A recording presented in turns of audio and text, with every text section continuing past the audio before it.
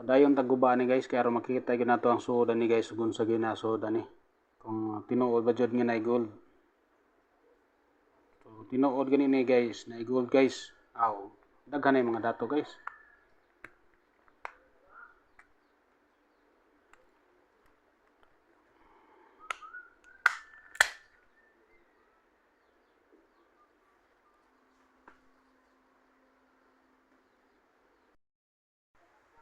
Pahayagan guys para makita sa mga niyang keypad.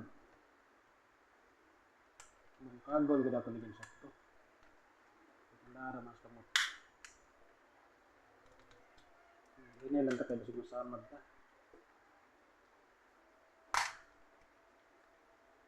Yan. Ini na to tanawon. Putik.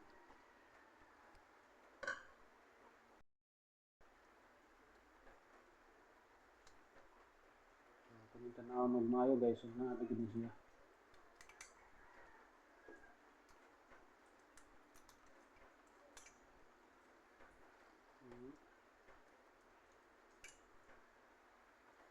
Plastic dito so butang na no. Ayan no. Din sura ni guys. Ayan, oy sus, nandyan lang pala guys, tinuod ni tayo. Ayan o. Nakuha palit to ni guys. Kay naada ni gold kay process pa naman. Pero kung makatigom ka ni guys, ang daghan, kanina mga gold mo ni. Nakuha palit to, isang mga guba na. Dapat o, kriyo. Kanina gold mo niyo. Swerte kaya guys, kaya wala ko gibaligya guys. Pero ang problema guys, kay kinahanglan kita magtigom og daghan ni. Kay para ma-process nato ang kaning mga gagmay nga mga gold plated, kini siya mga kinahanglan mga tunaw ni siya.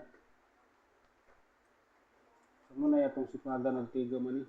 Kay kung 20 ra ka buok guys, 20 kay nani, di pa ka makakuha nag mura ka ag lugas humay.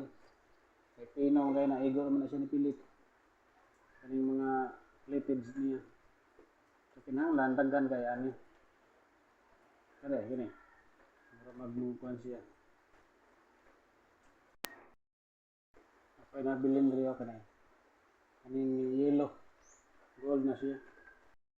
Kinahanglan guys magtigom tag daghan ani. Kay din siya gold.